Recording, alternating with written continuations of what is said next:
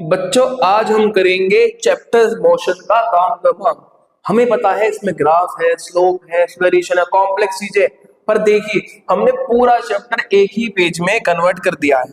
ठीक है, अब हम धीरे धीरे बढ़ते हैं आगे। देखिए, सबसे पहले आता है रेस्ट वर्सेस मोशन। ये सब खेल है रेफरेंस पॉइंट का। रेफरेंस पॉइंट का अगर इसके रिस्पेक्ट में कोई पोजीशन चेंज कर रहा है तो वो है मोशन में, और अगर नहीं कर रहा है तो वो है रेस्ट पे। ठीक है, अब आता है आपका super question, scalar versus vector quantity. देखिए, जब मैं पूछूं आपसे कितना तो जवाब होगा स्केलर, और मैं पूछूं कितना और कहां तब होगा वेक्टर। मतलब ये कि भाई जब खाली मैग्नीट्यूड पूछा जाए तब वो है स्केलर क्वांटिटी, और जब मैग्नीट्यूड के साथ डायरेक्शन भी दिया जाए तो वो है वेक्टर क्वांटिटी।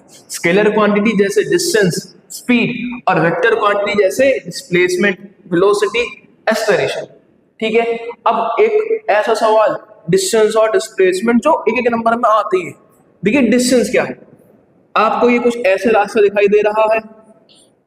ठीक है, अब डिस्टेंस क्या है? डिस्टेंस है मैं यहां से लेकर कितना टोटल पाथ कवर किया है मैंने, ये है डिस्टेंस। ठीक है, और मेरी इनिशियल पोजीशन मतलब जो मेरी पहली पोजीशन थी और मेरी फाइनल पोजीशन, इन दो पॉइंट के बीच शॉर्टेस्ट डिस्टेंस, स्ट्रेट लाइन, ये है आपकी डिस्प्लेसमेंट। अब एक चीज याद रखना, हमेशा डिस्टेंस आपकी कभी भी नेगेटिव नहीं हो सकती, हमेशा पॉजिटिव रहेगी। ठीक है, और ना ही जीरो हो सकती है। डिस्प्लेसमेंट वहीं पर, क्योंकि वेक्टर क्वांटिटी है तो ये पॉजिटिव, नेगेटिव और जीरो भी हो सकती है। एक सवाल और, सवाल क्या आता है कि क्या डिस्प्लेसमेंट डिस्टेंस बराबर हो सकता है? बिल्कुल हो सकता है। अगर आपका पाथ स्ट्रेट लाइन है तो यहाँ पर डिस्टेंस और डिस्प्लेसमेंट दोनों ही बराबर रहेंगे। और हमेशा याद रखना, डिस्प्लेसमेंट कभी भी डिस्टेंस से ज्यादा नहीं हो सकता। अब हम बढ़ते हैं भाई किसमें, अब हम बढ़ते हैं मोशन के अगले पार्ट पे। स्पीड, कितनी तेजी के साथ कोई चल रहा है। सबसे पहला स्पीड। स्पीड क्या है? मैंने कितना डिस्टेंस कवर किया है कितने टाइम में, उसे हम कहते हैं स्पीड। स्पीड मतलब डिस्टेंस पर यूनिट टाइम। ये एक स्केलर क्वांटिटी है जिसकी यूनिट है मीटर पर सेकंड में। या तो मीटर पर सेकंड होगा या फिर आप नापोगे किलोमीटर पर आवर में। ठीक है, एक बात का ध्यान रखना, मीटर पर सेकंड का मतलब है कि डिस्टेंस होगा मीटर में, ठीक है, और टाइम होगा आपका सेकंड में। उसी तरीके से अगर आप किलोमीटर पर आवर में देख रहे हो तो किलोमीटर होना चाहिए आपका डिस्टेंस और आवर होना चाहिए आपका टाइम। ठीक है, अब एक सवाल आते हैं जो जनरली सवाल पूछ जाते हैं एवरेज स्पीड के ऊपर। एवरेज स्पीड का मतलब है कि भाई मैंने कितना डिस्टेंस कवर किया है टोटल, तो total distance upon total time, इसको हम कहते हैं एवरेज स्पीड। ठीक है, ये एक स्केलर क्वांटिटी है। इसकी वेक्टर क्वांटिटी क्या है? जब भी मैं स्पीड में डायरेक्शन जोड़ दूंगा, मतलब कि भाई स्पीड विद डायरेक्शन, और हम इसको कह सकते हैं कि डिस्प्लेसमेंट पर यूनिट टाइम, तब हम उसे कहते हैं वेलोसिटी। ठीक है, इसकी भी यूनिट मीटर पर सेकंड ही होती है। हाँ, अगर आपको अब एवरेज वेलोसिटी निकालना है तो यहां पर डिस्टेंस की जगह आ जाएगा डिस्प्लेसमेंट। ठीक है, एक सवाल और आता है कि भाई एक्सेलरेशन यूनिफॉर्म है, तो अगर एक्सेलरेशन यूनिफॉर्म है तब आपकी एवरेज वेलोसिटी हो जाएगी आपकी initial velocity plus final velocity by 2, final plus initial by 2। अच्छा, v u इसको हम पहले जान लेते हैं। देखिए, जो आपका v है ये है आपकी फाइनल वेलोसिटी, और जो आपका u है ये है इनिशियल वेलोसिटी। और भी ज्यादा बेसिक में देखें तो मैं मान लीजिए 5 मीटर पर सेकेंड की स्पीड से चल रहा हूं, ठीक है, और अब 5 से हो गई मेरी 10, तो जो 10 है वो है फाइनल वेलोसिटी और जो 5 है वो है इनिशियल वेलोसिटी। ठीक है, अब एक बहुत बढ़िया चीज आती है कि एक है यूनिफॉर्म मोशन, एक है नॉन यूनिफॉर्म मोशन। तो इसमें क्या होता है भाई, इतना कि अगर कोई बॉडी इक्वल डिस्टेंस कवर करे in equal interval of time, तब वो है यूनिफॉर्म मोशन में।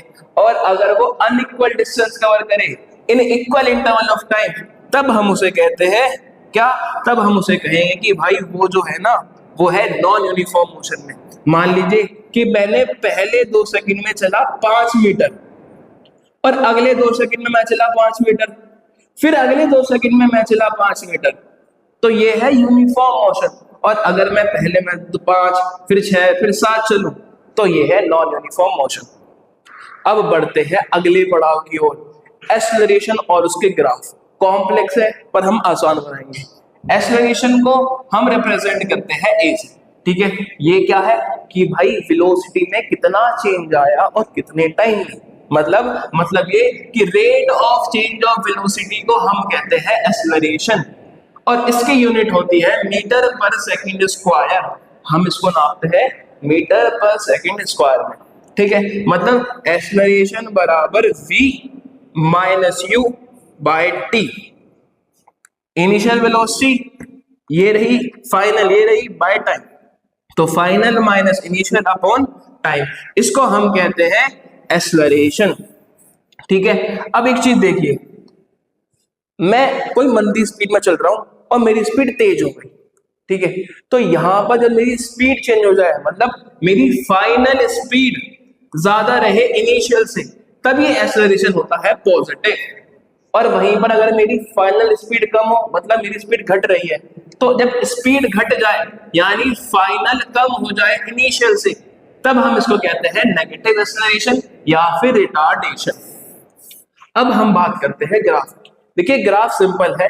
सबसे पहले हम देखते हैं डिस्टेंस टाइम ग्राफ को। डिस्टेंस टाइम ग्राफ कैसे कि भाई देखिए, ये हमने लाइन खींच दिया, यहां पर आ गया आपका डिस्टेंस और यहां पर आ गया आपका टाइम, ठीक है। 2 वर्ड होते हैं, एक होता है स्लोप, एक होता है एरिया। हम जब भी स्लोप कहेंगे तो आपकी पहली value divide by second value, पहली value divide by second value, यानी स्लोप का मतलब डिस्टेंस अपॉन टाइम। अब आप जानते हो डिस्टेंस अपॉन टाइम क्या होता है, डिस्टेंस अपॉन टाइम होता है स्पीड, और वहीं पर अगर डिस्प्लेसमेंट अपॉन टाइम हो तो वेलोसिटी, ठीक है। तो जब भी डिस्टेंस अपॉन टाइम की हम बात करेंगे यूनिफॉर्म मोशन के लिए, अगर मैं ये लाइन खींच रहा हूं तो ऐसे स्ट्रेट लाइन, जो डायगोनल स्ट्रेट लाइन है, इसको मैं रिप्रेजेंट करूंगा तो ये होगा यूनिफॉर्म मोशन, ठीक है। अब अगर मैं इसकी जगह पर ऐसे थोड़ा टिल्ट कर दूं तो ये हो जाएगा आपका नॉन यूनिफॉर्म मोशन, ठीक है। स्ट्रेट लाइन डायगोनल है तो यूनिफॉर्म मोशन, और अगर नहीं है थोड़ा टिल्ट है तो हम उसे कहेंगे नॉन यूनिफॉर्म मोशन। अब ऐसा भी तो हो सकता है कि सीधी लाइन दे रखी हो, तो भाई जब ऐसा हो और एक ऐसी लाइन दे रखी है, तो जब ये पैरेलल हो जाए, पैरेलल का मतलब है कि स्लोप एंगल दोनों के बीच 0 है, तो इसका मतलब है कि इसने कुछ डिस्टेंस कवर किया, ये डिस्टेंस था और ये टाइम, डिस्टेंस कवर किया फिर रुक गया, अब टाइम बढ़ता जा रहा है, तो ऐसे केस में आपकी बॉडी है स्टेशनरी, ठीक है, आपकी बॉडी रुकी हुई है। तो ये था डिस्टेंस टाइम ग्राफ में। अब हम देखते हैं velocity time graph. Velocity time graph भी कुछ ऐसे ही है भाई। देखिए सबसे पहले स्लोप, अब स्लोप क्या हो जाएगा, वेलोसिटी बाय टाइम, और v बाय टी क्या होता है, एक्सेलरेशन। तो slope of velocity time graph represent करता है एक्सेलरेशन। अगर मैं एरिया निकालूं तो एरिया में आपको दोनों यूनिट की मल्टीप्लाई करनी होगी, तो एरिया क्या हो जाएगा, v इंटू टी, और वेलोसिटी इंटू टाइम क्या होता है, डिस्प्लेसमेंट, ठीक है। और ग्राफ को हम, ग्राफ में जब भी हम कहते हैं तो डिस्प्लेसमेंट को हम जनरली डिस्टेंस ही कहते हैं, ठीक। तो अगर हमें वेलोसिटी टाइम ग्राफ निकालना है तो आप अब इसको ऐसे देख सकते हो कि ये आपकी लाइन है, ये वेलोसिटी और ये टाइम।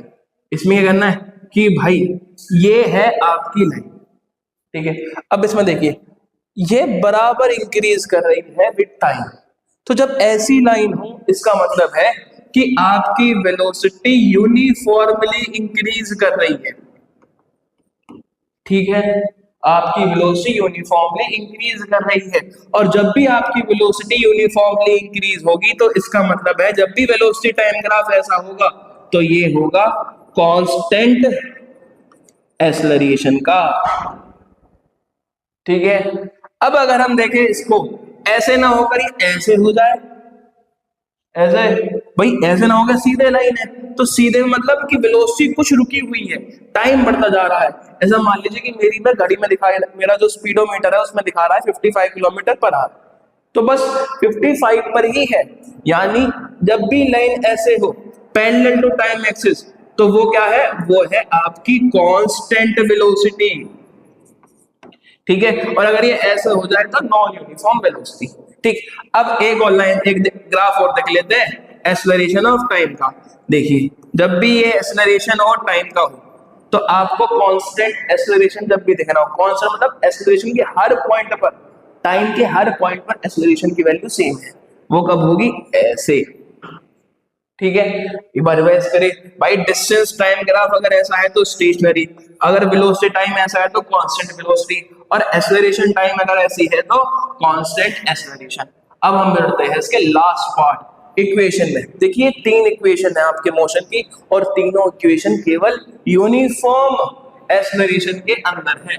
मतलब अगर आपका एक्सेलरेशन यूनिफॉर्म है केवल तब, तो पहली इक्वेशन है पोजीशन और टाइम की, v equals to u plus at, a for acceleration, t for time. एक इक्वेशन u आप जानते हो इनिशियल वेलोसिटी, और v मतलब फाइनल वेलोसिटी। सेकंड इक्वेशन है s equals to ut plus half at square.